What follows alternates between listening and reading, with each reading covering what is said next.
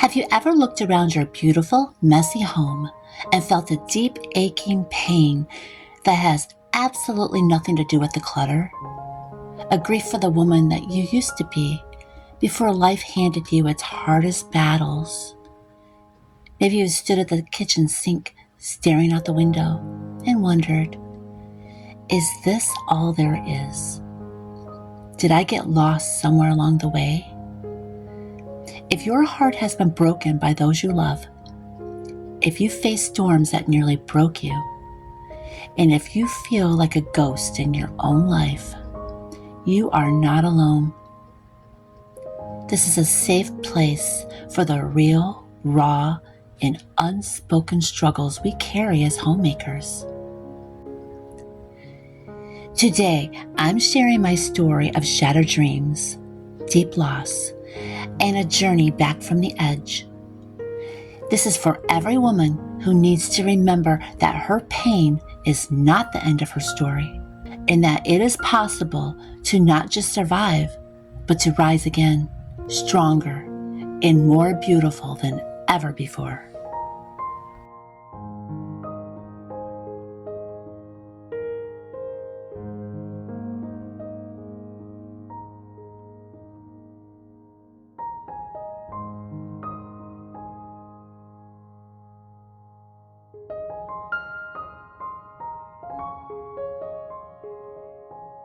In my dining room on a shelf, there's a photograph of a girl.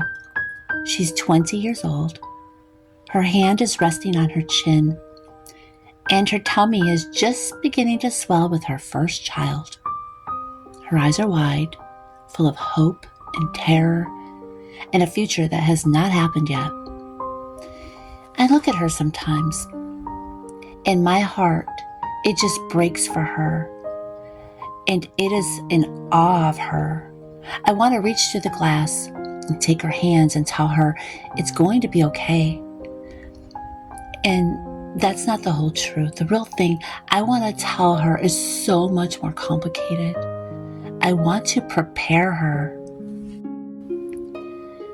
That girl, she has no idea. She didn't know that her heart would be broken over and over again by the very people who claimed to love her. She didn't know that this precious baby that she was carrying, the one she already loved, would one day grow up and leave and not speak to her for years. She didn't know that her sense of safety would be shattered the day an intruder broke into her home, turning her own sanctuary into a place of fear. She didn't know that the pain would become so great, so consuming, that her mind would decide it was time to check out, that she would lose herself so completely she would be locked away in mental hospitals, in rooms with soft walls, staring at ceilings, not knowing what day it was, what time it was, or even what year. She lost her name. She lost her story. She was just a number, diagnosis, a body in a bed. She didn't know any of that. She just smiled for the camera, full of a hope that was about to be tested in fires she couldn't even imagine. This is the deep pain. It's not just about lost identity. It's about a soul that's been crushed, shattered. It's about looking at that girl and feeling the chasism between her innocent hope and the brutal reality you've lived. It's the grief of a life that didn't turn out anything like the picture. We carry this grief in our bones, in the way we flinch at a sudden noise, the way we guard our hearts, in the quiet, persistent fear that the bottom could drop out again at any moment. But that is not the end of the story. If I could talk to that 20-year-old girl I would have to tell her the rest. I would have to tell her that she has no idea how strong she is. She didn't know that after the heartbreak, after the silence, after the fear, and after the darkness of those mental hospitals, that she would rise again.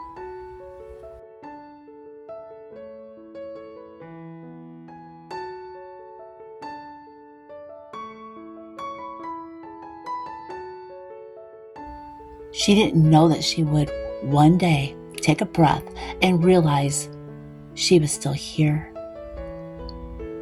That a strength she didn't know she possessed would slowly, stubbornly begin to knit her broken pieces back together. Not into the girl she was, but into a woman she could never have conceived of. A woman forged by fire. She didn't know that in her deepest, most desolate hour, she would not be alone. That a love so much greater than any she had ever known would meet her here, in the pit. That the Lord himself would sit with her in the darkness, and with infinite patience, he would begin to help her rebuild, not just a life, but a life worth waking up for.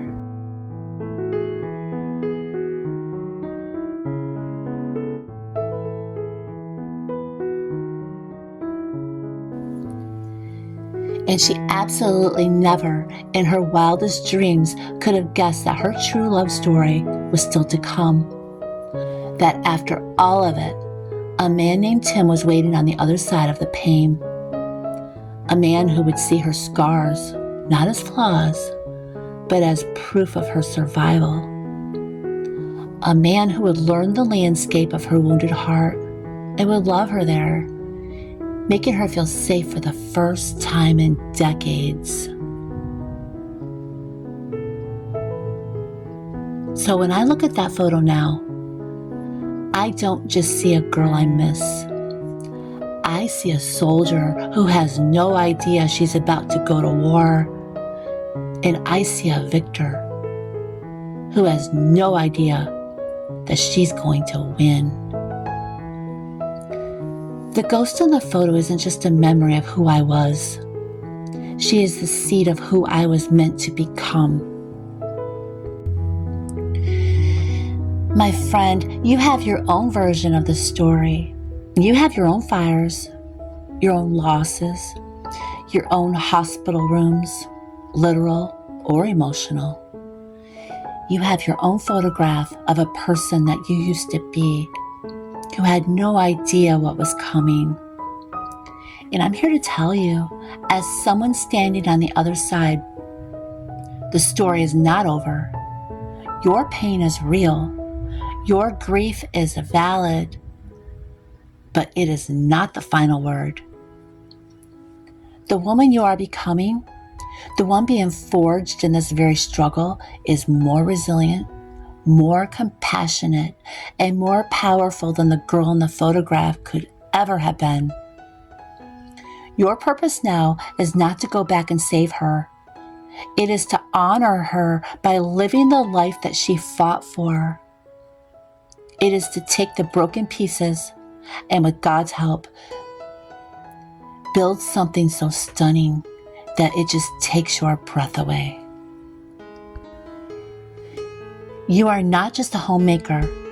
You are a resurrection story happening in real time, right in the middle of your own home.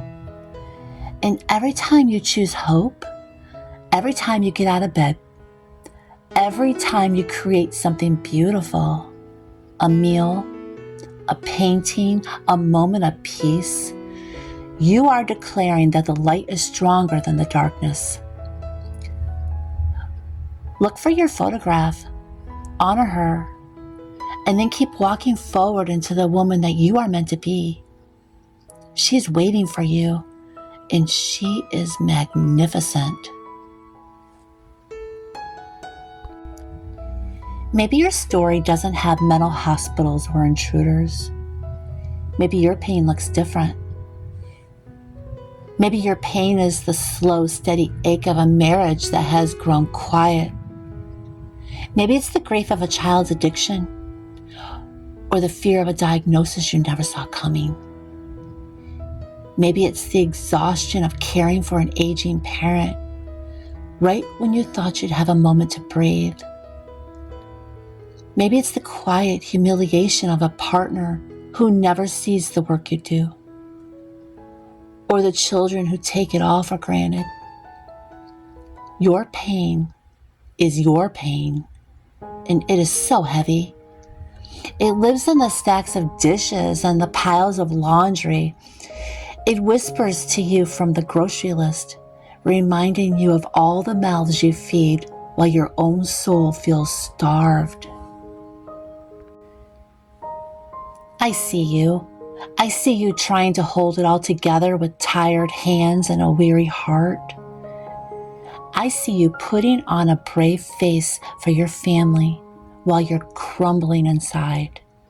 And I am here looking you right in the eye to tell you what someone should have told me. You are allowed to fall apart. You are allowed to not be okay. You are allowed to grieve the life you thought you'd have. You are allowed to be angry at the people who hurt you. You are allowed to be tired of the endless, invisible work. Your strength is not measured by how silently you can carry the pain. Your strength is measured by your willingness to face it, to feel it, and to slowly, gently begin to heal it. So how do we do this? How do we begin to heal when we're right in the middle of the mess? Well, we start by telling the truth. First to ourselves. Maybe today your truth is, I'm not okay. Maybe it's, I am so lonely in my own home. Maybe it's, I am angry and I have nowhere to put it. Say it loud. Whisper it in the shower. Write it on a piece of paper and burn it, but give it a voice. Stop carrying it alone in the silence. Then we look for our paintbrush. What is the one small thing that makes you feel like you? Not mom, not wife, not daughter, but you. For me, it was a literal paintbrush. For you, it might be the feel of dirt in your hands in the garden, the rhythm of your feet on the pavement during a walk, the sound of a pen scratching in a journal, the taste of a recipe you make just because you love it. 5 minutes alone on the porch with your coffee, just staring at the sky.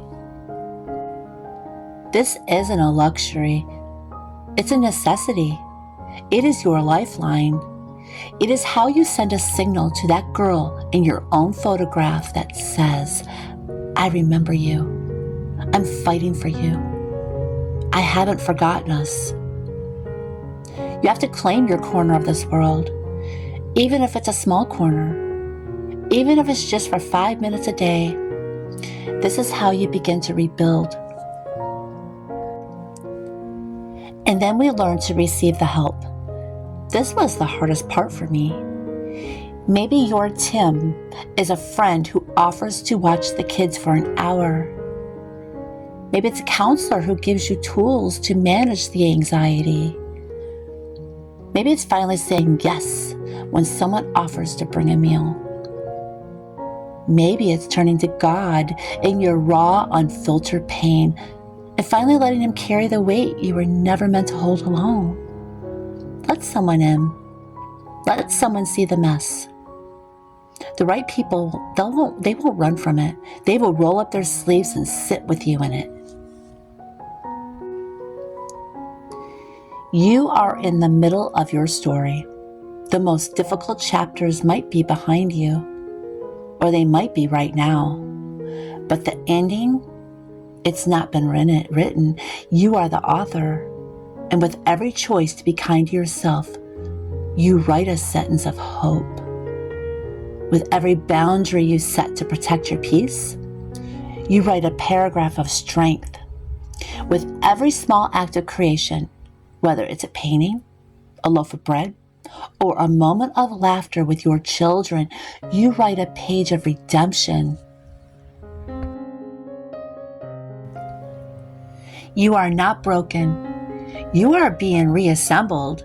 And the woman being built from these pieces, the scars, the grief, the wisdom, the love, is a masterpiece of survival and grace.